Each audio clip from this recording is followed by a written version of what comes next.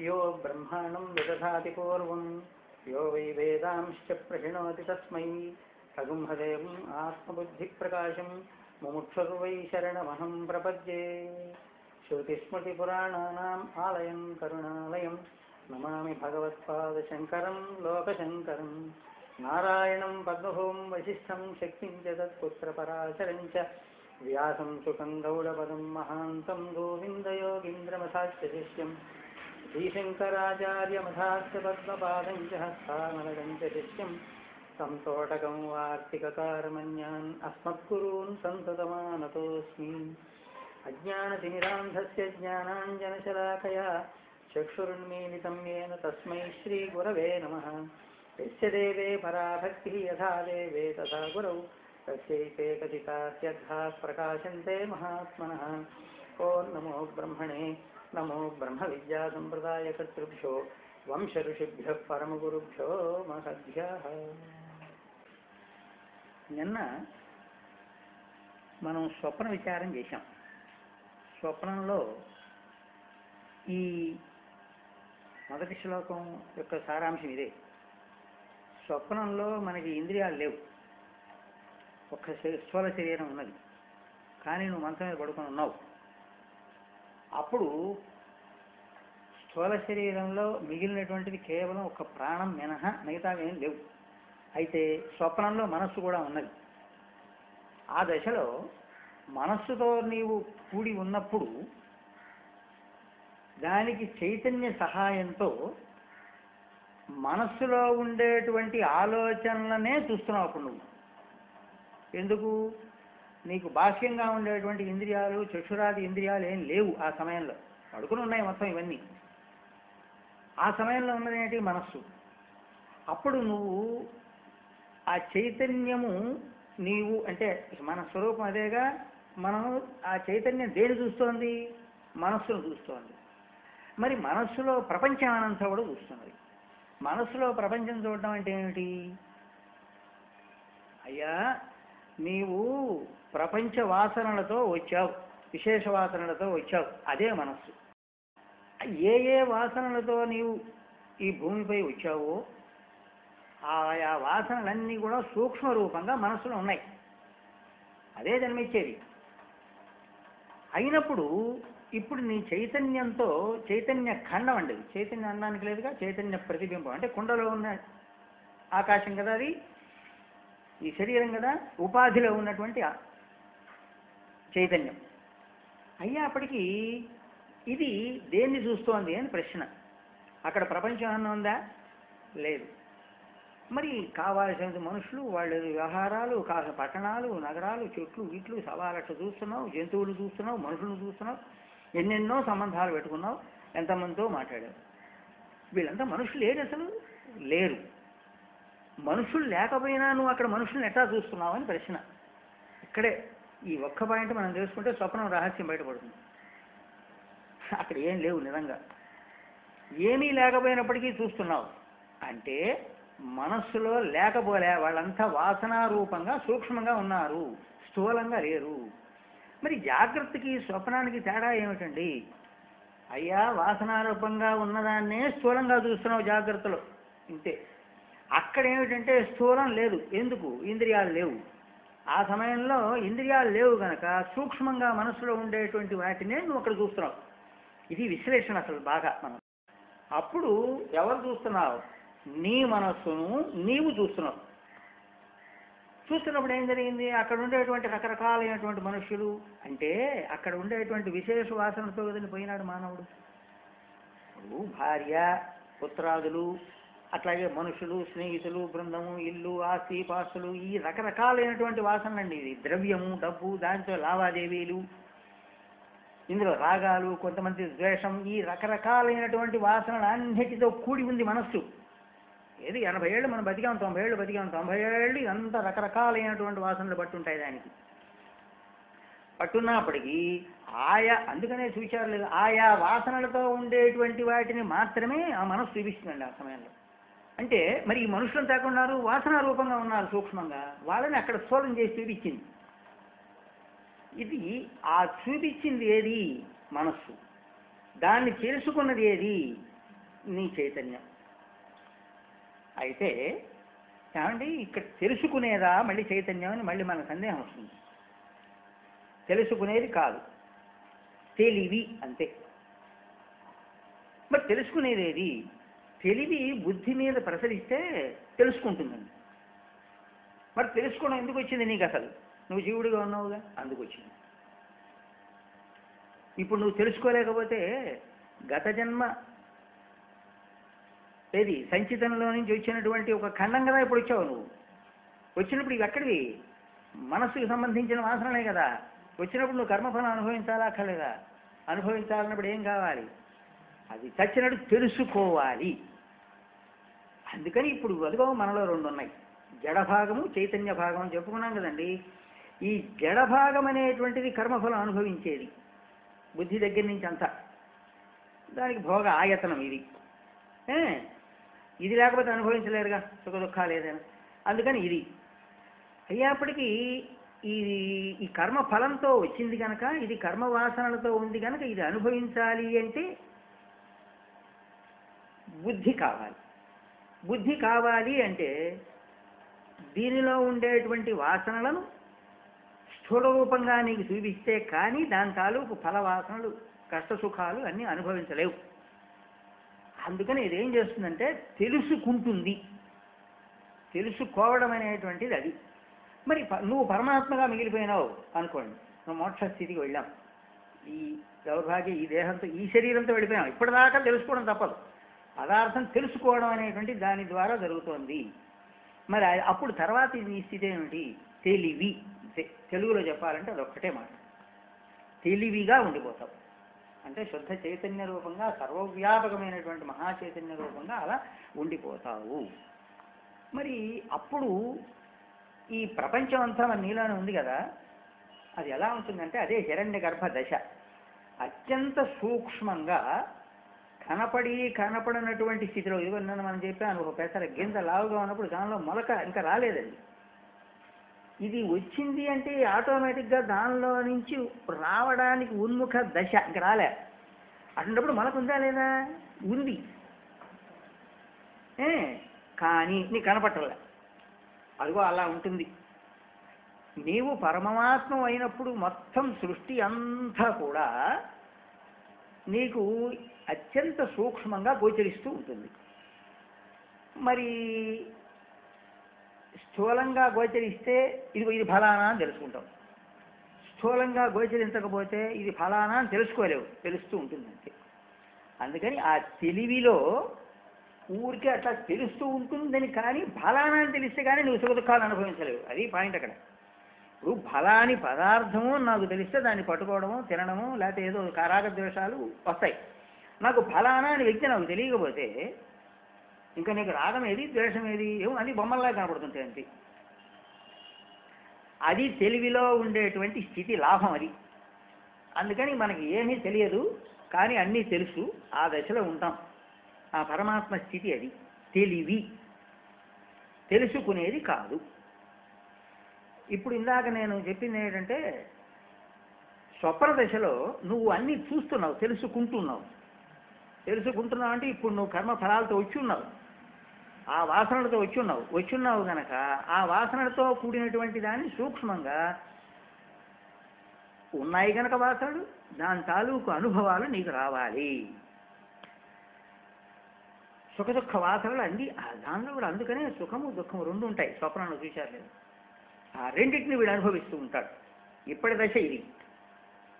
ఆ తర్వాత జీవదశ లేదు కదండి. అసలు జీవదశ వాడుంటేనేగా జీవుడు. కనుక ఇది మనం తెలుసుకున్నాంగా. ఇప్పుడు మనం తెలుసుకున్నా దీన్ని వదిలేస్తాం. జీవుడుగా చచ్చి పరమాత్మగా బతుకుతాం అంటే అప్పుడు జీవదశ ఉండదు. ఇక పరమాత్మ అయిపోయిన తర్వాత ఆ స్థితి హాయిగా సర్వవ్యాపకంగా ఉంటాం. ఇక మనకి సుఖము దుఃఖ ఈ రెండింటి యొక్క స్పర్శ ఉండదు, కానీ రెండింటినీ వ్యాపించి ఉంటాం. మొత్తం అంతా సమస్తం మనలోనే ఉంటుంది. వీడికి ఆయా ఉపనిషత్తుల్లో కూడా చెబుతాడు, నీవు ఏ లోకాలకు వెళ్ళాలన్నప్పటికీ కూడా వాడు సూక్ష్మ శరీరాన్ని తీసుకుని తనకు కావాల్సినటువంటి శరీరం తీసుకుని తన పితృదేవతలను చూడాలి అనిపిస్తే పితృలోకాలకు వెళ్ళి చూసేసి వచ్చేస్తాడు. ఎక్కడికి వెళ్ళాలి, భోగ శరీరం తీసుకోవాలి అనుకుంటే వెళ్ళేసి వస్తాడు. కానీ అన్అటాచ్డ్గా ఉంటాడు, ఎక్కడ దేనికి సంబంధం ఉండదు. అన్ని శక్తులు సమస్తం అన్నీ సమకూరుతాయి వీడు. మాయాశక్తి వీడి వశం అయితే ఇంకేముందని, అంత మాయేగా.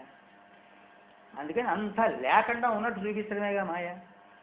ఆ శక్తే తనకి వశం అయిపోతున్నప్పుడు ఈ మాయాశక్తి. ఈ వైష్ణవులకు మాత్రం అది అక్కడే తేడా. మాయాశక్తి వాడి వశం కాదండి, అమ్మవారి వశం కాదుట, వీడు మాత్రం ఉంటాడు. అందుకనే కుదరదు అది.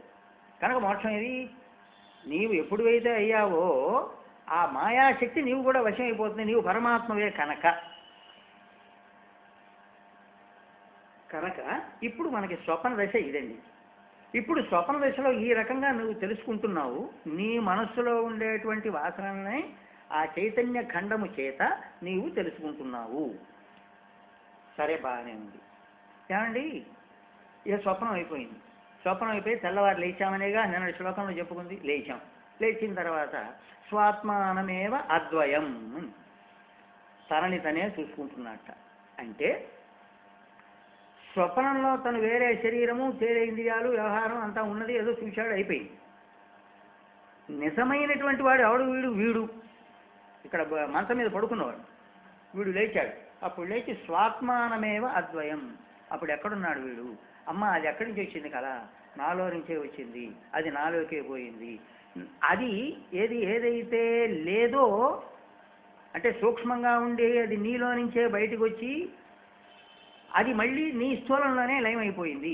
తెల్లవారు లేచావు, లేచిన తర్వాత ఏమైంది, నువ్వే.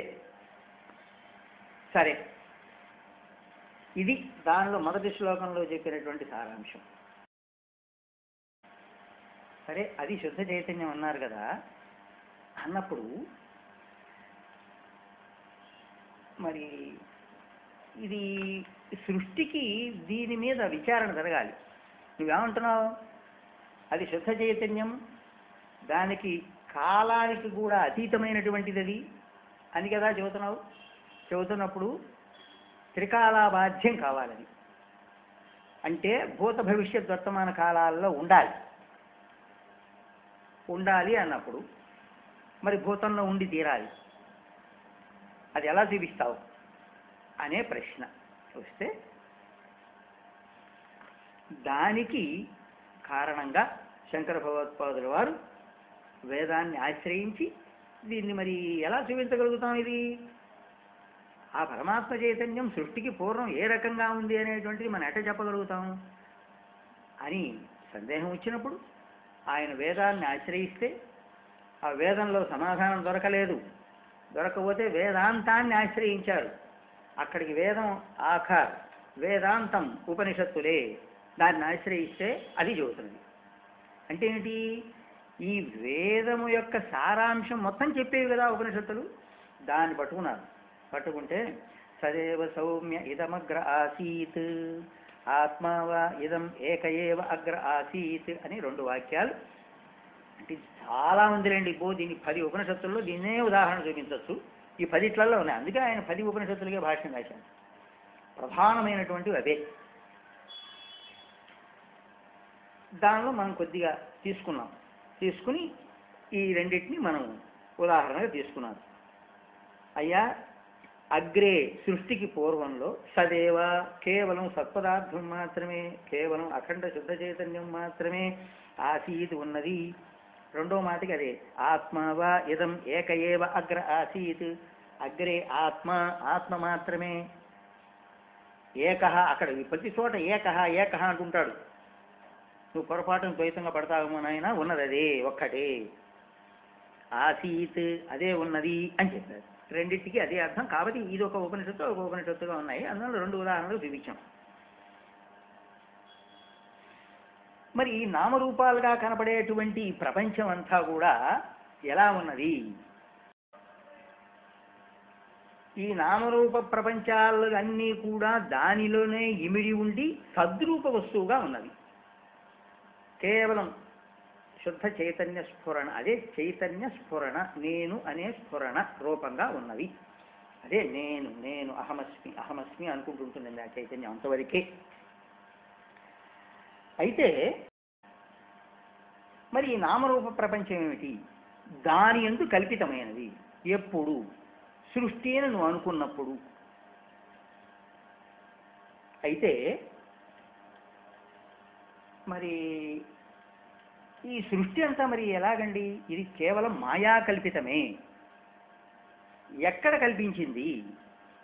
ఈ మాయ అంటే ఏమిటి? ఆయన శక్తి ఎక్కడ? ఆయనలోనే ఉంది.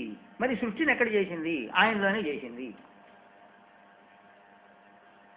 మరి చేసినటువంటి మాయ ఆయనకి భిన్నంగా ఉందా? మళ్ళీ ఆయనకి భిన్నంగా లేదు, ఆయనలోనే ఉంది. చూసారా? మొత్తం ఒకటే. శక్తి శక్తిమతోర భేద అంటే ఇది. ఈ విషయాన్ని, ఈ మొత్తాన్ని అమ్మ ఈ సృష్టి అంతా ఇదా దీని స్వరూపం అని శంకర భగవత్పాదులు వారు గ్రహించి, ఇక దీన్ని ఆధారంగా దక్షిణామూర్తి శ్లోకంలో 2వ శ్లోకంలో ఈ విషయాన్ని మొత్తం శ్లోక రూపంలో వీటి రాశాడు ఆయన. బీజస్యాంతరివాంకురో జగదిదం ప్రాక్ నిర్వికల్పం పునః మాయా కల్పిత దేశ కాల కలన వైచిత్ర్య చిత్రీకృతం మాయావీవ విజృంభయత్యపి మహా యోగీ వయస్వేచ్ఛయా తస్మై శ్రీ గురుమూర్తయే నమైదం శ్రీ దక్షిణామూర్తయే. సరే, ఇది ఎలా ఉంది అని ప్రశ్న. బీజస్యంతరివాంకుర, నిన్న మనం చెప్పుకున్నట్లుగా బీజంలో అంకురం ఉన్నట్లుగా ఉన్నది అని. జగదిదం, ఈ జగత్తంతా కూడా బీజంలో అంకురం ఏ రకంగా అయితే ఉన్నదో అలా ఈ జగత్తంతా దానిలోనే ఉన్నది. మరి ఎలా ఉన్నది? సూక్ష్మంగా ఉన్నది. ప్రాక్, సృష్టి ప్రాక్ అని అర్థం. నిర్వికల్పం పునః, నిర్వికల్పంగా ఉన్నది. నిర్వికల్పం అంటే ఏమిటి? వికల్పం అంటే విశేషం అని అర్థం. నిర్వికల్పం అంటే విశేషరహితంగా ఉన్నది. అంటే విశేషరహితంగా అంటే ఏంటి? ఏమి స్థూలమైనటువంటిది ఏమి అత్యంత సూక్ష్మంగా ఏమీ కనపడనటువంటి దశలో ఉన్నది. అంతే ఉన్నది, లేదు అని మాత్రం అనడానికి అవకాశం లేదు. అదే ఇప్పుడు అందుకనే బీజస్యాంతరివహ అద్భుతంగా తీసుకున్నాడు అసలు. ఆయన బుద్ధికే తోచాలి ఆ మాట, ఎవరి వల్ల కాదు ఇది. ఈ మాట ఎక్కడ లేదు వేదంలో. దాన్ని పట్టుకుని దాని స్వరూపం ఇలా పట్టుకొచ్చాడు ఆయన. మరి ఆ వృక్షం దానిలో కనపడుతోందా అంటే కనపడుతోంది, కనపట్టలేదా అంటే కనపట్టలే. కనపడుతోంది అంటే స్థూలంగా కనపడుతోంది, కనపట్టలేదా అంటే సూక్ష్మంగా కనపట్టాల. రెండు ఉన్నాయి. ఇది మాయ. ఉందా అంటే ఉంది, లేదా అంటే లేదా. అదే అనిర్వచనీయ మాయ అంటాడు. మనం పాక్షిగా మన జ్ఞాన దృష్టిలో చూసామా, ఎక్కడున్నావేరు అంటే అమ్మ నేను లేనండి అంటుంది. ఇంతే. ఇప్పుడు జ్ఞాన దృష్టిలో చూడలేదు, అజ్ఞానంతో చూసావా, అరే నీ సంపుదాన్ని ప్రపంచంగా కనపడతాను రా అంటుంది. అది మాయాశక్తి లక్షణం. ప్రాక్ నిర్వికల్పం పునః, అప్పుడు కేవలం నిర్వికల్పంగా మాత్రమే ఉన్నది. మాయా కల్పిత, సరే అదే మాయా కల్పిత దేశ కాల కలన వైచిత్ర్య చిత్రీకృతం. ఇదే మాయా కల్పిత అన్నాడు. దానిలోనే ఉంది కదండి, పరమాత్మలోనే ఉందిగా మాయ. ఇది కల్పించింది అక్కడి నుంచి. ఎప్పుడు? ఆయన తపస్తత్వ సతపస్తత్వ అని కదా ఆయన సంకల్పం చేశాడు. ఆ సంకల్పం కూడా కారణం మన జీవుల యొక్క కర్మఫలాలు అడ్డం పడడమే కారణం. జీవులు కర్మఫలాలు అడ్డం పడినప్పుడు మరి జీవుడు బయటికి వస్తున్నాడు అంటే, వీడు కర్మఫలాన్ని అనుభవించాలి అంటే వీడికి ఆహారం కావాలి, పంచభూతాలు కావాలి, సృష్టి అంతా ఉండాలి, లేకపోతే వీడేం తింటాడు? అందుకని జీవుని యొక్క కర్మ ఫలాలు ఎంతవరకు ఉంటాయో సృష్టిలో అంతవరకు ఈ సృష్టి ఉండనే ఉంటుంది, ఎక్కడికి పోదు. ఒకవేళ ఎవడానికి చెప్పాడు అంటే యుగాంతాలవి నమ్మకూడదు మనం. ఇవన్నీ పిచ్చి మాటలు. కానీ వేదాంతులు సామాన్యమైన మహర్షులు ఋషులు వీళ్ళకంటే అందుతాయా? వీళ్ళకి తెలియ తక్కువ మాటలు ఏదో నవ్వుతూ చెప్పుకునే మాటలు తప్ప ఉపయోగం లేదు. జీవకోటి ఉన్నంతకాలం అండి ఇక్కడ మనం తెలుసుకోవాల్సినది. జీవకోటి అంటే మనం కాదు, అది మనం కాదు. చిన్న చిన్న చీమలతోటి సహా పిపీలికాది బ్రహ్మపర్యంతం ఉండేటువంటి లోకాలలో కర్మ అనుభవ కాలం ఉన్నంతకాలం ఈ సృష్టి ఉండనే ఉంటుంది. పోతే ఏమండి, పోయేదంటే ఏదో ఒక భాగం పోతుంది. ఏదో భూకంపం వస్తే ఎంత పోతుందేమండి? మా అమెరికాలో పెద్ద హడావిడి చేసేసారు. ఏం చేయి, ఎంతో భాగం పోయింది. ఏం పోయింది అక్కడ? మన దేశం ఏమైంది? చల్లగా ఉన్నాం హాయిగా. అక్కడేదో ఒక భాగం పోయింది, ఓ చోట కొంత భాగం పోతూ ఉంటుంది. అంతేగాని అవాంతర ప్రియాలు తప్ప సృష్టిగా పూర్తిగా ప్రళయం అనేటువంటిది రాదు. ఎందుకు? వీడి కర్మఫలం ఉన్నదా, వీడి అనుభవించద్దు. ఏ క్షేమం ఒక్కటే ఉంటుంది అనుకోండి, చివరికి ఆశ్చర్యం వేస్తుంది. ఒక్క క్షేమం మాత్రమే ఉంటే ఇంకేం లేవు. అందరు కర్మఫలాలు అన్నీ కూడా వాళ్ళకి క్షీణించేసి వాళ్ళంతా మోక్షాన్ని పొందారు అనుకోండి. ఊహ, ఇది జరగదు. అది అయినా ఊహ. అప్పుడు ఒక చీమే ఉంది. ఆ చీమ బతకాలా అక్కలేదా? ఆ చీమకి సంబంధించినటువంటి ప్రపంచం, దానికి సంబంధించిన ప్రపంచం ఉంటుందట. అప్పుడు ఎక్కడైంది? మొత్తం ప్రపంచం అంతా పోయింది ప్రళయం అంటే ఏం మాటలవి? తెలియ తక్కువ మాట జరగదు. తర్వాత ఇప్పుడు ఈ మాయ చేత కల్పితమైనటువంటి ఎలా దేశకాల కలన 3 రకాలుగా కల్పించేసింది. దేశం అన్నప్పుడు స్పేస్, ఆకాశం. కాల, కాలం అంటే దానిలోనే కదులుతుంది. కాలం కూడా చూడండి, కాలం దానిలోనే కదులుతుంటుంది. అంటే ఈ కాలం అంటే మనం ఏం చెప్పవచ్చు అంటే వాయువుని తీసుకోవచ్చండి. ఎక్కడ తిరుగుతోంది అది? ప్రాణవాయువు. ఆ స్పేస్లోనే తిరుగుతోంది. ఆకాశం లోపలే ఉంటుంది, తిరుగుతుంటుంది. దేశ కాల కలన, దాన్ని స్పేస్ అంటాము. దాన్ని ఇంగ్లీష్ పరిభాషలో మామూలు ఇవాళ సైన్స్ వాళ్ళు చెప్పే మాటలు ఇవన్నీ.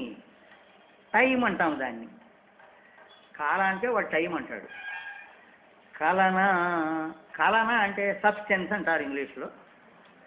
అంటే వస్తు రూపంగా కనపడుతుంది. దేశంలోనే కాలము, ఆ కాలమే మృత్యు. అంటే యమధర్మరాజు అంటే ఎక్కడో లేడండి. ఇవన్నీ పిచ్చి మాటలు. ఇవన్నీ వాడికి భయపెట్టడం కోసం. వాడు మరణించేటప్పుడు, మరణ వేదన అనుభవించేటప్పుడు ఆ జీవుడు పడేటువంటి వేదన అది స్వానుభవం, ఎవడికి తెలియదు. ఎందుకు? వాడు అనుభవిస్తాడు, ఆ అనుభవంతోనే పోతాడు. ఇక వాడి తర్వాత వాడు అనుభవం మీకు చెప్పడానికి వాడు లేడుగా.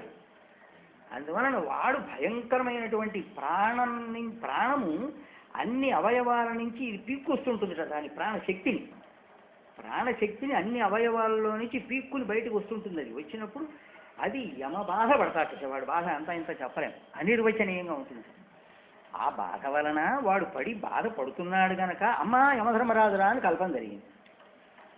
అంతేగాని మీసాలు పెట్టుకున్నాడు, దునబోతూ ఆహారం ఇవన్నీ ఏం లేవండి. ఇవన్నీ గదా ఇవన్నీ ఏం లేవు. అది కాలమే. యమధర్మరాజుకి పర్యాయపదం కాలం. ఏ కాలంలోనేగా మనం పుట్టాము, కాలంలోనే పెరుగుతున్నాం, కాలంలోనే మార్పు, కాలంలోనే పోతున్నాం. అందుకని దానికి యమధర్మరాజు అని పేరు. ఇక దేశకాల కలన, కలన అంటే వస్తువులు. ఇవన్నీ కూడా చిత్రీకృతం, వీటన్నిటితోటి చిత్రంగా సృష్టించేసింది అమ్మవారు తన యొక్క మాయాశక్తితో. అయితే ఇక్కడే మనం కూడా అప్పుడు మనకేం తెలుస్తోంది చూచాం. సారిగా చూడండి, ఇందులో రాశా. అప్పుడు ఏమిటి ఇందులో? ఆకాశం చూడండి, స్పేస్ ఒకటి కదలదు, ఇంకోటి కదులుతుంటుంది కాలం దానిలోనే. ఇంకోటి ఏంటి? కనిపిస్తుంటుంది. సబ్స్టెన్స్ వస్తు రూపంగా కనపడుతుంటుంది. ఒకటి కదలదు, ఒకటి కదులుతుంటుంది, ఇంకోటి కనపడుతుంటుంది. ఇది సృష్టి. అంతకంటే ఏముంది? ఈ మూడిట్లలోనే మొత్తం సృష్టి అంతా అంతర్భూతమై ఉన్నదండి. ఈ మూడిట్లలో ఏదైనా చెప్పండి, ఈ మూడిట్లో సరిపడుతుంది.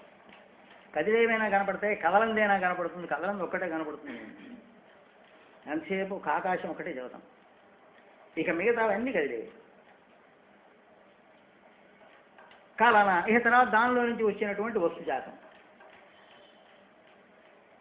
అందుకని పరమాత్మే, ఇప్పుడు మనం పరమాత్మే స్వతసిద్ధంగా కదలకుండా ఉన్నాడు, శక్తి రూపంగా కదిలాడు, ఆకాశం రూపంగా. ఏమండి? ఆయన ప్రతిబింబ రూపంగా, ప్రపంచ రూపంగా కనపడుతున్నాడు. ఇంతే. ఎంత సూక్ష్మం తీసి పారేశాడు ఒక 3 మాటల్లో. ఆయనే కనపడుతున్నాడు అన్నాడు. అప్పుడు కనుక పరమాత్మే దీనికి మూలము అని చెప్పి బీజాంకుర న్యాయాన్ని ఈయన శంకర భగవత్పాదులు వారు చూపించాడు. చూపిస్తే ఏమండి బాగానే ఉందండి. మరి ఎలా చేశాడు? ఇది మనకు ఒక్క మాట మాకు ఇంకా కాస్త బుర్రకి గట్టిగా ఎక్కడం కోసం చూపిస్తారా? చూపిస్తాం. ఎలాగా? 2 ఉదాహరణలు చూపించారు. మాయావీవ, మాయావిలాగే ఒకడు, రెండవది ఏమో మహాయోగులు ఒకడు, యోగీశ్వరుడు అనుకోండి. యోగులు వాళ్ళ యొక్క కల్పన, మాయావి యొక్క కల్పన 2 రకాలుగా ఉంది. అట్లా ఉంది సృష్టి. ఎవడు చేశాడు? వాడు ఈ శంకర భగవత్పాదుల వారి టైంలోనండి మాయావి కల్పన ఇది ఈ వాళ్ళు ఏదో ఔరంగజేబు ఆ రోజుల్లోట వాళ్ళు ఉన్నప్పుడు వీళ్ళంతా ఆ ఢిల్లీ పీఠంలో వాళ్ళు రాజ్య పరిపాలన చేసేటప్పుడు ఈయన శంకర భగవత్పాదులు గారు కూడా వెళ్ళినట్లుగాను ఆయా మాయావి చేసేటువంటి ఏసీ సర్కారు ఈవేళ మనం చూస్తూనే ఉన్నాము. మన చిన్నప్పుడు మనం చూసిన ఇప్పుడు ఇంకా తగ్గింది కానివ్వండి, ఇప్పటికి కూడా ఉన్నట్టు ఏసీ సర్కారు మనలో కూడా ఉన్నట్ట. వాళ్ళు కలకత్తా ప్రాంతం వాళ్ళు బెంగాల్ ప్రాంతం వాడు వచ్చి అది ఒక్కొక్కసారి సూత్రభాష్యం చాలా చోట రాస్తారండి ఆయన. మరి ఆయన అనుభవం ఏమిటో కానీ ఆ రాజుల పక్కన నేను చూసేవారు, అందుకని ఆయన అనుభవం రాస్తాడు. అది చిత్రం. ఒక తాడు వాడు ఆకాశం మీద ఎగరేసేవాట. ఎగరేస్తే అది తాడు ఆకాశం అటు వేలాడుతుంటుంది. పెద్ద మూపు తీసుకొచ్చి ఎగరేస్తే అది ఎక్కడ ఏముంది, పైకి చూస్తే ఏం కనపడుతుంది మనకి. ఈ ఆకాశంలో ఏం చూస్తారు మీకు, ఎక్కడ ముడేసినట్టు ఏం కనపడుతుంది, అటు వేలాడుతున్నట్టు మాత్రం కింద భాగం కనపడుతుంటుంది. వీడేం చేస్తాడు, ఈ మాయావి అర్జునుడి చిత్రం. వాడు మాయావి లేడు అక్కడ, ఎక్కడున్నాడు, వీడు పక్కన కూర్చున్నాడు, రాజుగారి పక్కన కూర్చున్నాడు వీడు. చూచారా, వాడి శక్తితో కల్పన ఇదంతా కూడా. దాంతో విడిపోయి గబగబా దాంట్లో పట్టుకుని పోతుంటాడు. గబగబా ఎక్కుతాడు వాడు పైకి ఎక్కేసిన తర్వాత అది ఏమైందంటే ఆ పై భాగాన మీకు చూపించాలి మాయ, రాజుగారికి చూపించాలి. వీడంతా నోరు తెలుసుకుని చూస్తున్నాడు, ప్రజలంతా ఆనందంగా ఎట్లా చూస్తున్నాడు రా చేస్తా. అక్కడ తీసుకుపోయి ఆ పైన ఉండేటువంటి తాడుని వాడికి కనపడే స్థాయి వరకు ఖండించేస్తాడు, దాన్ని కట్ చేసేస్తాడు దాన్ని. అక్కడి నుంచి ఎక్కడెక్కడ పైకి పోయినాడు, అంత ఎత్తున పోయినాడు, ఎట్టా పడ్డాడు రా, అక్కడి నుంచి కింద పడతాడు, ముక్కలు అయిపోతాడు. అప్పుడు వీళ్ళంతా అమ్మ నాయన లేనిపోయింది, వీడిని ఇక్కడ తీసుకొచ్చాం, రాజస్థానంలో వీడు తెచ్చాడంటే మనకు అప్రతిష్ట ఏమిటిరా అని వీళ్ళంతా మిగతా వాళ్ళంతా హడావిడి పడిపోతుంటే ఈ రాజుగారు వీళ్ళు ఆశ్చర్యపోతుంటే ఏం లేదు మహారాజా పక్కన ఉండి వీడు భుజం తడుతున్నాడు. తీరా చూస్తే ఓ నాయన నువ్వుట్రా, నువ్వు ఇక్కడే ఉన్నావా మాయావి. అదిగో మాయావి. సో మాయతో కూడినవాడు. వాడి దగ్గర ఉన్నది ఏమిటప్పుడు మాయాశక్తి మాత్రమే. ఎక్కడుంది, వాళ్ళలోనే ఉంది. మరి ఇక సృష్టించింది ఏమిటి చూచారా, వాడు సృష్టి చూచారు ఎట్లా ఉంటుందో అదే.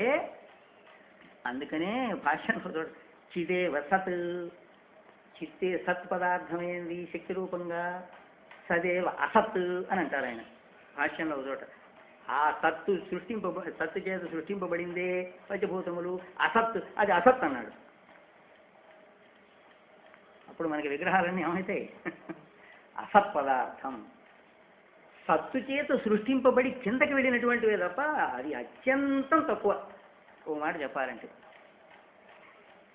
అదే రాయితోటే కదండి తయారు చేయడం, లేదా చెక్కతో తయారు చేసావు, ఏదైతే దానికి నువ్వు ప్రాణప్రతిష్ఠ చేస్తున్నావు అప్పుడు కూడా శక్తి వస్తుంది. దానికి ఏ శక్తి వస్తుంది, జడశక్తి మాత్రమే వస్తుంది. జడశక్తి జడాత్మిక, లలితాసహస్రనామం. చిచ్చక్తిశ్చేతన రూప, దానిలో జడశక్తి ఉంది. ప్రతి పదార్థంలో జడశక్తి ఉంటుంది, శక్తి కనపడదు, దాని తాలూకు పదార్థం కనపడుతుంటుంది. అది అసత్, ఆ శక్తి సత్ ప్రతి పదార్థంలో ఉంటుందండి. లేకపోతే ఇట్లా గోడట పట్టుకుని నిలబడిందంటే సామాన్యం కాదు. మీ వల్ల అయితే సిమెంట్కి అతుక్కునే శక్తి అన్నాడండి, ఆ శక్తి కనపడుతుందా, మీకు కనపడే సిమెంట్ కనపడుతుంది. అతుక్కునే శక్తి లేకపోతే 50 ఏళ్ల పాటు గోడ మనం కడుతున్నాం, ఎట్లా ఉంటుంది అది, శక్తి కనపడదు, దాని పట్టు ఉంటుంది. అలాగే ప్రాణశక్తి కనపడదు, దాని యొక్క ఫంక్షన్ చూశారు, దాని యొక్క కదలికలు, ఈ పైన ఏది గాలి పీల్చుకోవడం, వదిలిపెట్టడం, ప్రాణ అపాన సమాన వ్యాన ఉదాహరణ రూపాలుగా అది కనపడుతుంటుంది తప్ప ఇది కనపడదు. వీటన్నిటి ద్వారా శక్తి రూపంగా ఉంటుంది. అది పోయిందా ఇది ఆఖరే. శక్తి బోధింగా కూడా ఉందండి, అయిపోయి దేనికి అదే విడిపోతుంది. ప్రతి పదార్థంలో ఇటకలో కూడా ఉందని చెప్పి ఆయన నిరూపణ చేస్తున్న భయం వేస్తుంది. అమ్మ ఆయన ప్రతి దానిలో శక్తి ఉన్నది. అది ఏమిటి, నువ్వు జడశక్తి, అది గుర్తుపెట్టుకో అంటాడు. అందుకని సరే దీంతో అప్పుడు వాడు పక్కనే కూర్చొని లేకపోతే అమ్మ నాయన ఎక్కడున్నావు, ఏమిటిరా మరి ఇదంతా ఏమిటా అంటే, ఏం చేసేయండి మిమ్మల్ని అందరినీ ఆహ్లాదపరచడానికి నేను చేసినటువంటి ప్రయత్నం తప్ప మరొకటి లేదు అంటాడు. అప్పుడు ఏం జరిగింది, ఉన్నవాడెవడు ఒక్కడే. మరి ఏమిటి ఈ సృష్టి అంతా గందరగోళంగా జరిగించాడు. వాడు ఒక చెట్టు వేస్తాడు, ఆశ్చర్యం, ఓ చెట్టు, దానికి ఒక పూజిస్తాడు, దానికి ఒక ఫలం. నా చిన్నప్పుడు చూశానండి, ఇది మాత్రం ఇది ఎప్పుడో కథ మాత్రం శంకర భగవత్పాదులో చెప్పిన మహానుభావుడు ఆయన చెప్పి నమ్మవచ్చింది. ఎందుకంటే 8వ శతాబ్దం వాడు, అప్పుడు ఇంకెందుకు చూశాడు ఆయన. అప్పుడు ఈ సినిమాలకి ఈ పిచ్చి లోకం లేదండి, అసలు నిజమైన లోకం ఉండేది అప్పుడు. ఆ రోజుల్లో మరి ఆయన చెప్పినటువంటి సరే ఆయన్ని మనం నమ్ముదాం. నా చిన్నప్పుడు నా బుడ్డవాడుగా ఉన్నప్పుడు నేను బజార్లోకి వెళ్ళి చూస్తున్నాను. మా ఆయనగారు రాజమండ్రిలో పోయి అట్లా కూర్చున్నాను. ఏంటి రా ఇవన్నీ చిత్రంగా ఉంది వాడు ఏంటి ఇట ఇసక మన ఒక చాటలో ఇట్లా ఇట్లా చేసి ఒక వీళ్ళు కనుకట్టు చేస్తుంటారు బజార్లో చేసేవారు. ఇప్పుడు నాకు తెలియదు. ఇట జల్లిస్తుంటాడు చూస్తున్నారా, అది ఏదో డబ్బులకు వాయిస్తుంటాడు ఏదో గందరగోళం చేస్తుంటే అవి మనకి పుటాని అంటారు చూసారా, అదే మనం వేయించిన శనగపప్పు ఉంది అది అట్లా తయారవుతుందండి మెత్తగా. తీసి పక్కవాడు పెట్టాడు, నేను కూడా తిన్నా. నాకు ఆశ్చర్యం, నా కళ్ళతో చూసాను, ఈ అబద్ధం కాదు. ఆ చిన్న వయసులో మనకి చూస్తే భలే బాగుందా అన్నాడు. పిల్లలు కదా మనకి ఏముంది బాగుంది అయిపోయింది.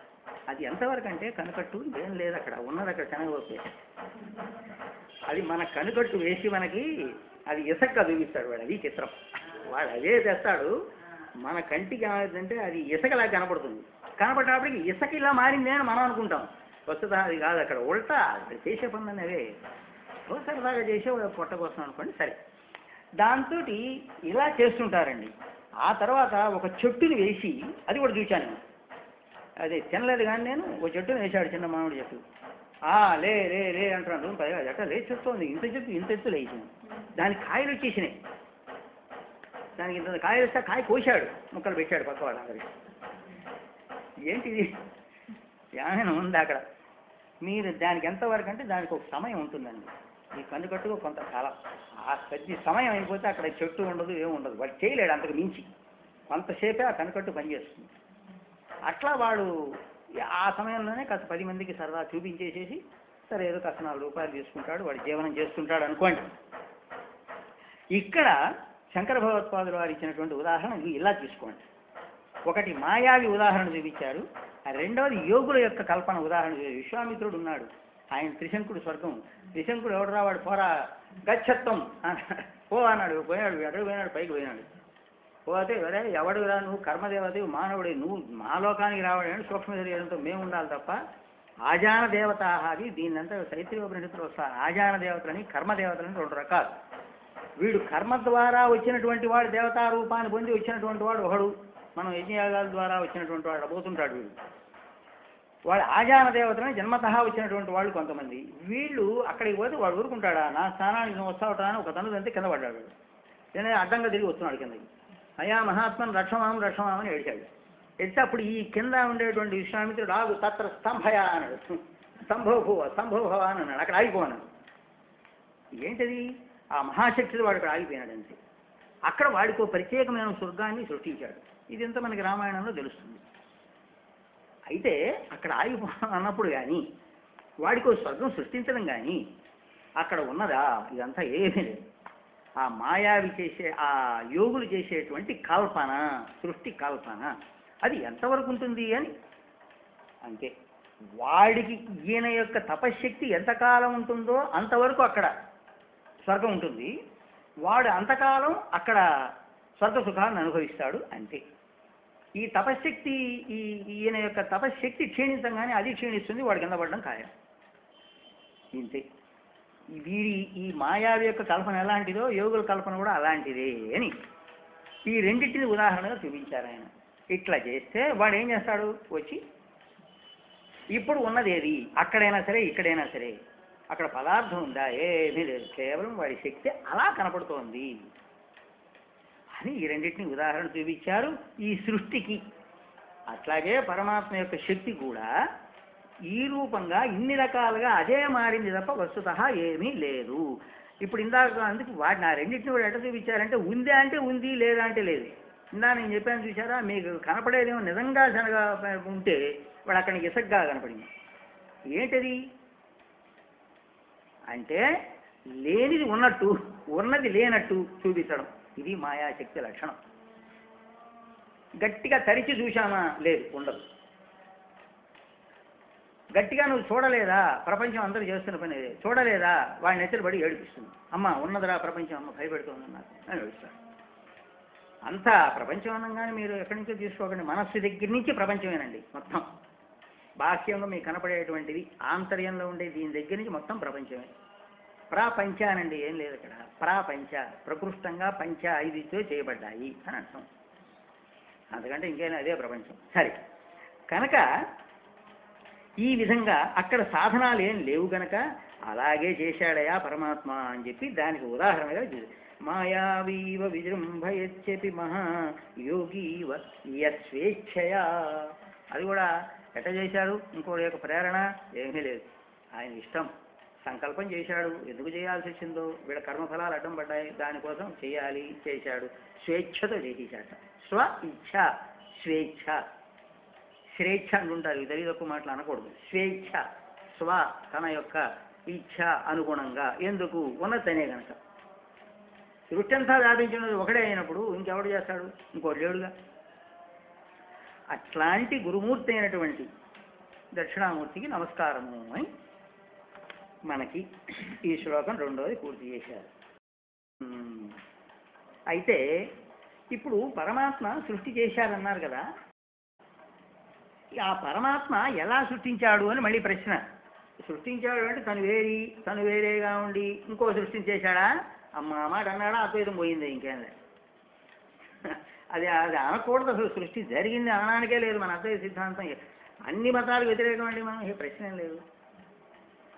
ఎవ్వరూ మనల్ని ఒప్పుకోరు, మనం ఎవరిని ఒప్పుకోం. ఒరే ఆయనే ఇట్లా కనపడుతున్నాడు రా అని అంతే. ఇప్పుడు చూడండి ఎట్లాగంటే స్వరూప అపరిత్యాగేన రూపాంతరాపత్తి అని, అది పరమాత్మ యొక్క స్వరూపం. ఈ సృష్టి ఏమిటా అంటే వివర్తం అని అనుకున్నాం కదండి. వివర్తవాదం అంటే ఏంటి? స్వరూప అపరిత్యాగేన, తన స్వరూపాన్ని వదలకుండానే రూపాంతరాపత్తి, మరొక రూపాన్ని ధరించుట. అది ఆశ్చర్యం. ఆయనలో ఉండే శక్తి, ఆ శక్తి తనని మించిపోదా? తన స్వరూపాన్ని అపరిత్యాగైన వదలకుండానే మరో రూపాన్ని ధరిస్తుంది. అది రూపాంతరాపత్తి అంటే. ఇది సృష్టి. తన స్వరూపంలో తనున్నాడు. ఇంకో చిత్రం కూడా, మాయ కూడానండి, మాయ కూడా నిరాకారమే. అది కూడా మనం తెలుసుకోవాలి. ఎందుకు? ఆయన నిరాకారుడైనప్పుడు ఆయనలో ఉండే శక్తి మాత్రం దానికంటే భిన్నంగా ఎలా ఉంటుందండి? ఇది సాకారం ఎట్ట అవుతుంది? అది నిరాకారమే. దాని యొక్క సృష్టి సాకారం. అది అక్కడ రహస్యం. ఇదిగో ఇది, అది పంచభూతాలు. దాని సృష్టితో మనం వచ్చాం. ఇది అందుకని అసత్ అనడం. పదార్థాలన్నీ అసత్తులే.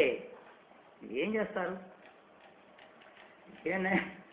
నాకు నైవేద్యం పెట్టదు. ఏ నైవేద్యం పెట్టాలని అనిపిస్తుంది నాకు. ఆశ్చర్యం. ఇద్దరు తెలిసిన తర్వాత పోయింది. అంత చాదస్తంగా పెడుతున్నాను. ఏం పెడతావురా నైవేద్యం అడుగుతున్నాను నన్ను.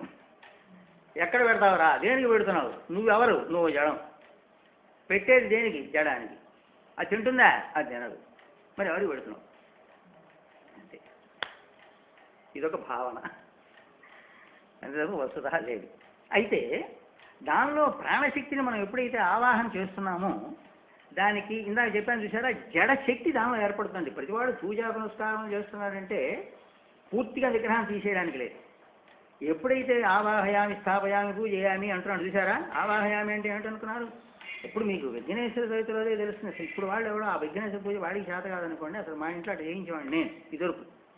ఇప్పుడు మొన్న బాగా తగ్గిపోయింది. ఇది బయట వాళ్ళ కోసం. అదే చాలామంది అడుగుతారు నన్ను, ఏమంటే శర్మ గారు మరి మీరే అని చేస్తున్నారే, మీరు ఎట్లాగా అని. ఒరే నాయన, లోకానుగ్రహ కాంక్షయ అని భగవద్గీతలో చెప్పాడు నాయన, తప్పలేదు. మీద పండితుడివే అన్ని అద్వైత జ్ఞానం కావాలి సాధించి అన్న గ్రంథాలు రాసి నువ్వు పండితుడు మహామహుడుగా అనిపించుకుంటున్నాయే. నన్ను అడుగుతాడు ఎవడైనా వచ్చి సందేహం, శర్మ గారు అని వస్తాడు. ఏం చెప్పాలి నేను? నా ఇంటికి వస్తాడు. చూడాలా అక్కలేదా, చెప్పాలా అక్కలేదా? వాడు ఏమవుతాడు? వాడా ఇందాక చెప్పాను, ఓ కమ్మని పట్టుకోకుండా ఇంకో కమ్మతోటి పట్టుకుని ఉన్నాడు. వాడు ఆ దైవం మీదే ఉన్నాడు, అదే అనుకుంటున్నాడు. వాడికి నేను చేయకపోతే మా ఇంట్లోకి వచ్చి నాస్తికుడు ఉన్నాడు, నేను కూడా చేయకుండా మానేస్తే బాగుంటుంది. వాడు ఏమన్నాడు? వాడి ధర్మంలో నుంచి కూడా భ్రష్టుడు చేసావు నువ్వు. అందుకని లోకానుగ్రహం కోసం ఏ జనకాదయ వాళ్ళు కూడా చేశారని మన భగవద్గీత కూడా చెబుతుంది. ఒకటి.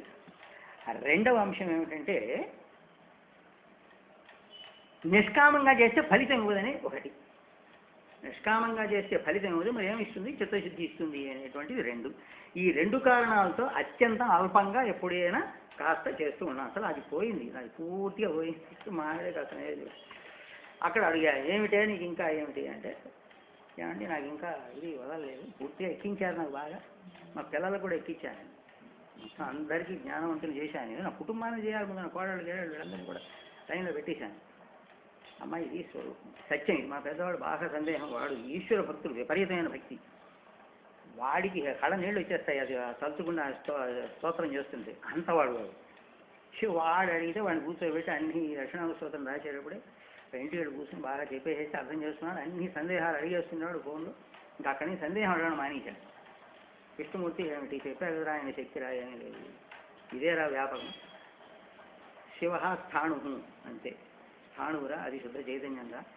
అది ఏమిటారా అంటే ఈ విష్ణువు మొదలైనటువంటి వాడిని తింటుంటాడు రాయని. అవి తినడం ఎట్లా అన్న, తినడం కాదురా, తినడం అంటే లయం చేసుకోండిరా నాయన అంతే.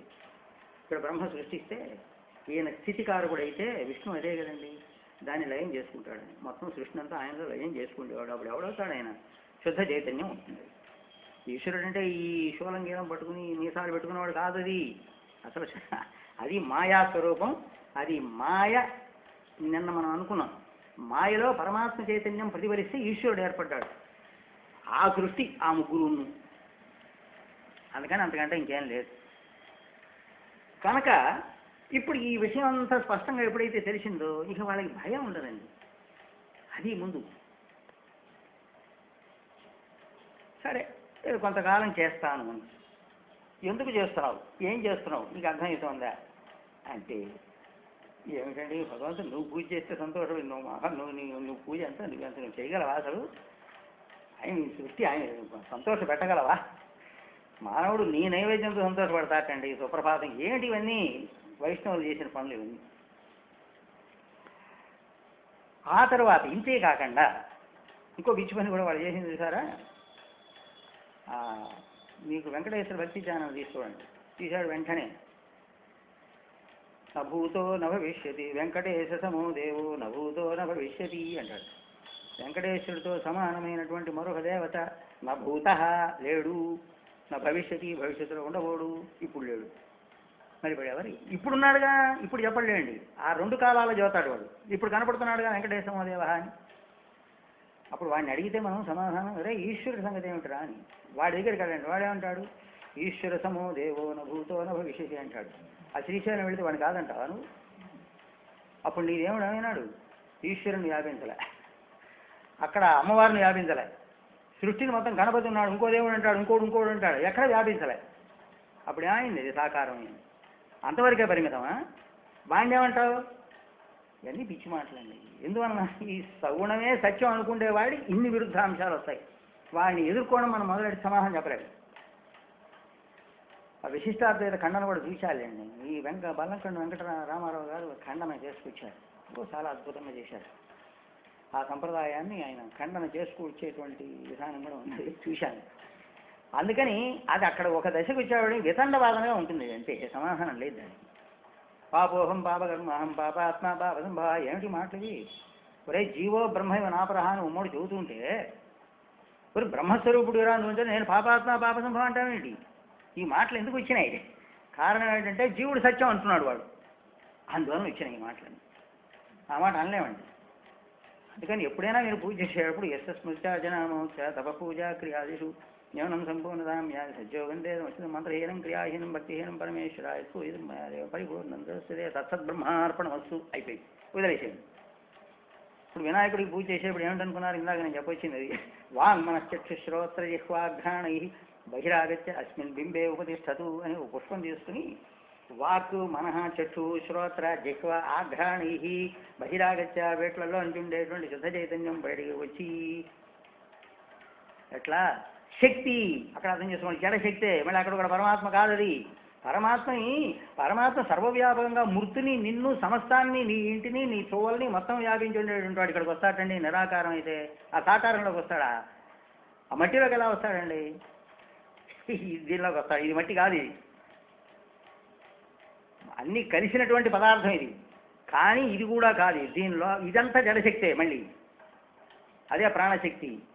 దీని లోపల పరమాత్మ చైతన్యం అలా ఉంటుంది. దీనికి సంబంధం లేదు. అది అట్లా ఉంటుంది నిరాకారంగా. ఇది సాకారం, నేను అనే స్ఫురణతో ఉంటుంది అది. అప్పుడేమి అస్మిన్ బింబే ఉపతిష్టతు అని ఇట్లా మనం ఒక మాట వాసన చూసి అసలు విధానం ఇది, ఇలా చెయ్యాలి పురోహితుడైన వాడు. ఇట్లా చేసి ఆ పువ్వుని ఒక మాట వాసన చూసి ఈ పువ్వుని విఘ్నేశ్వరుని పైన పెడతాం. పెడితే ఏం జరిగింది?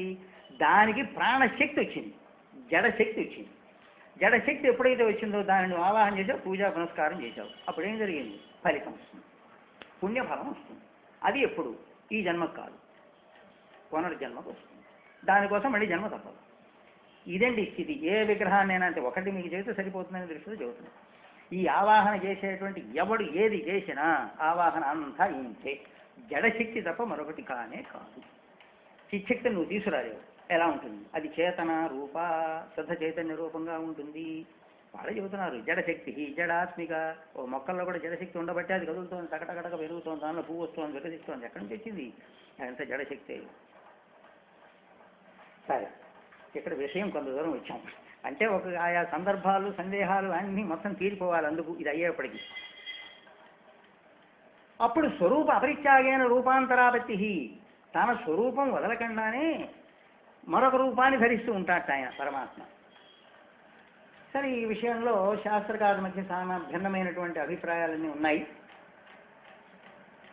అయితే ఇక్కడ కొంతమంది ప్రశ్న, ఇక్కడ విత్తనం నశిస్తేనే చెట్టు పుడుతోంది కదండి, విత్తనం నశించకుండానే చెట్టు పుడుతోందని అంటున్నారే మీరు, ఎలా సాధ్యం? అదేగా స్వరూప అపరిత్యాగేన అంటే అదేగా. అంటే తను కదలకుండా వస్తుతా తను స్వరూపంలోనే ఉంటూ మరొక రూపాన్ని ధరించాడు అంటారు. ఎట్ట కుదిరిందంటే మరొక రూపాన్ని ధరించినప్పుడు స్వరూపంలో ఎలా ఉంటాడండి అని ప్రశ్న.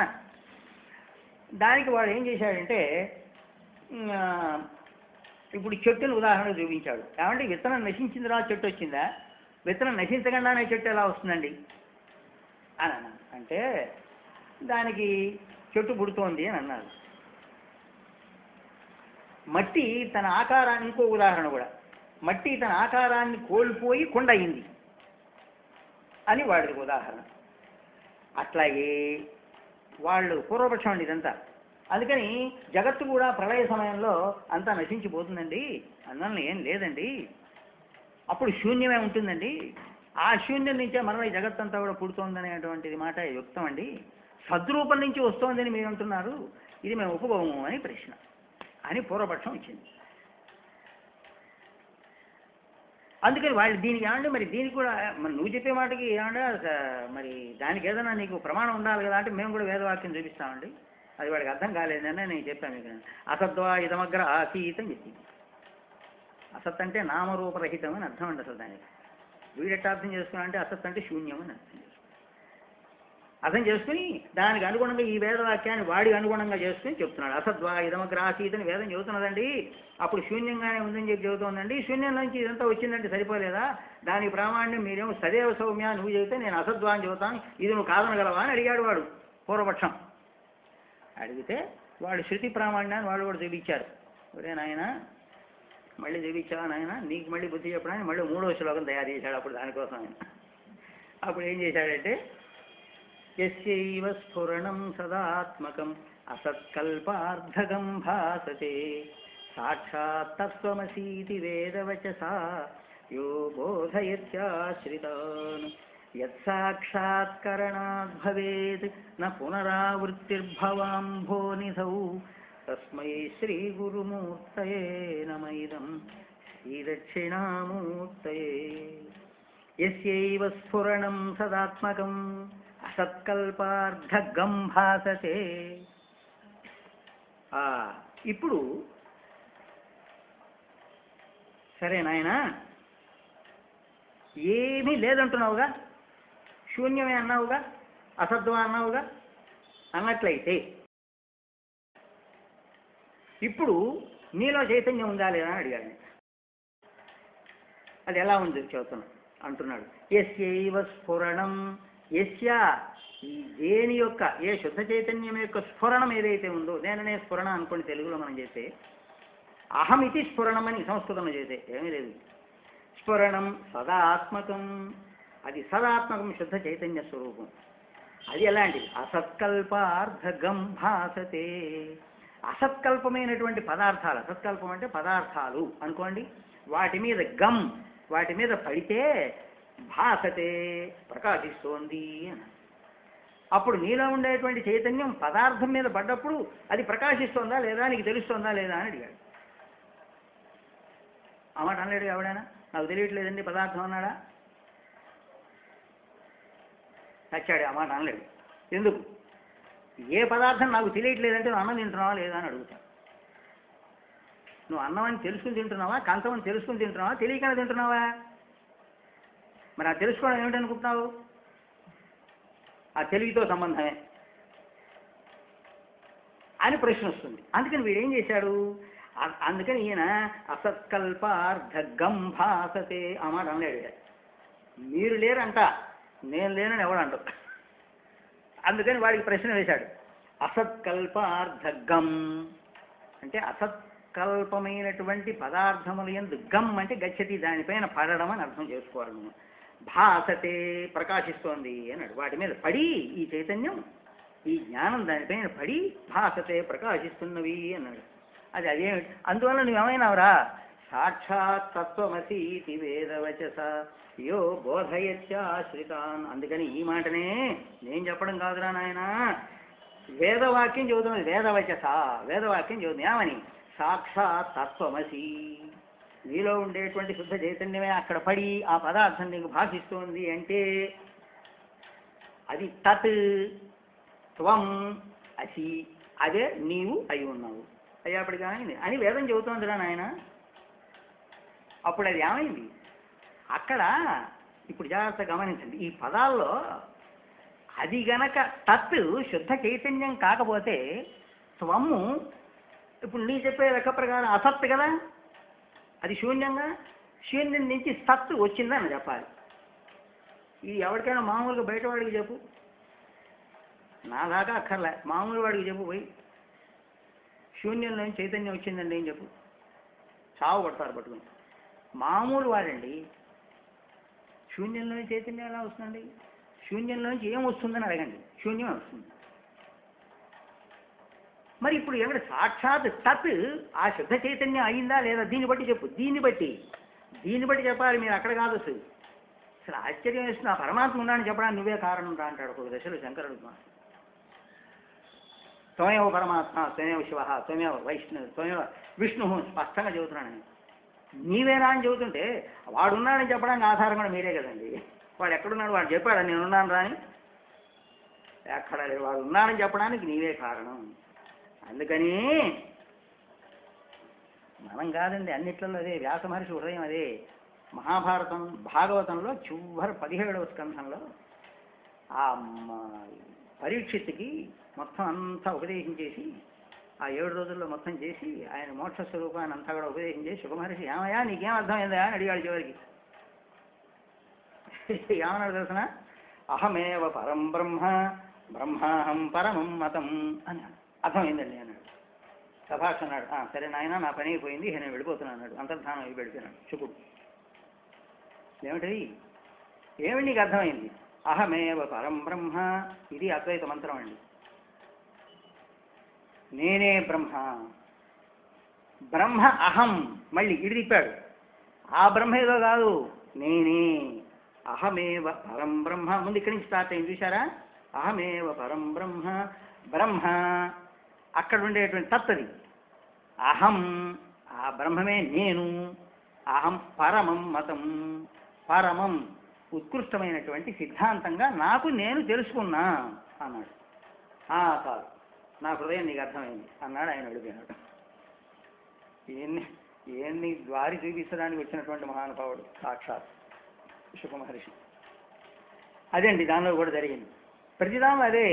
అందుకని సాక్షాత్ తత్ త్వమసి, తత్ ఆ శుద్ధ చైతన్యంలో నుంచి వచ్చినటువంటి ఖండమేనా నీవు?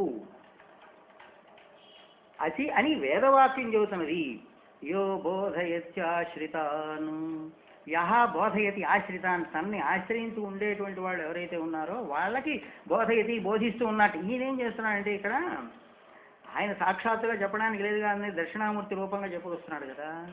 అందుకని దక్షిణామూర్తి ఎవరికైతే ఇలా చెబుతున్నాడో, తనకు ఆశ్రితులైనటువంటి శిష్యవర్గానికి చెబుతున్నాడో ఆయన అని చెప్పుకొస్తున్నాడు.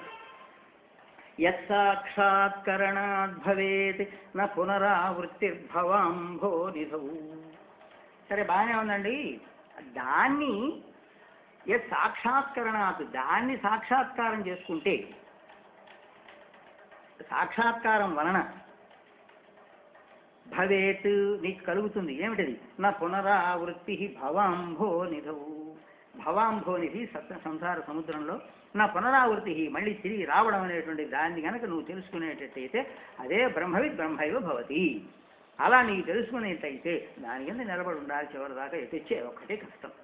అది కనుక చేయగలిగితే నా పునరావృతి భవాంభోనిధౌ, అప్పుడు నీవు అదే అయిపోతావు కనుక మళ్ళీ భవాంభోని సంసార సముద్రంలో నువ్వు రావడం అనేటువంటిది ఉండదు అని ఎవరైతే శిష్యులకు చెబుతున్నారో తస్మై శ్రీ గురుమూర్తయే నమైదం శ్రీ దక్షిణామూర్తయే, అట్లాంటి గురుమూర్తి అయినటువంటి దక్షిణామూర్తికి నమస్కారము అని ఇట్లా 2 శ్లోకాలు పూర్తి చేశారు. 2, 3 అయినాయి. ఇక రేపు 4, 5, 6 దాకా తొందరగా వెళుతూ ఉంటాం. ఈ రోజుకి సెలవు. ఓం శాంతి శాంతి శాంతి.